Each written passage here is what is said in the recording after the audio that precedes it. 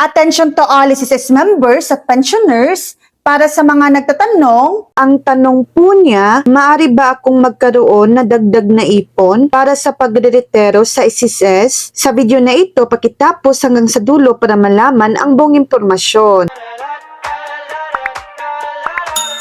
Oo, maaari kang magkaroon na dagdag na ipon para sa pagre-retiro sa SSS sa pamamagitan ng may SSS Pension Booster na dating kilala bilang WES Plus. Ito ay isang voluntaryong programa sa pag-iimpok na nagbibigay daan sa mga miyembro na magtabi ng karagdagang pondo para sa kanilang kinabukasan. Narito ang mga pangunahing detalye ng programa: maliit na puhunan, maaari kang magsimulang maghulog ng kasing baba ng 500 pesos kada buwan. Walang limitasyon, walang maksimum na halaga ang maaring ihulog. Depende lamang sa kolektor o ahente na iyong gagamitin. Mataas na kita ang iyong naipon na maaring subaybayan sa iyong account. Ngayong 2026, ang programang ito ay nagtala ng average na kita na 6.2%.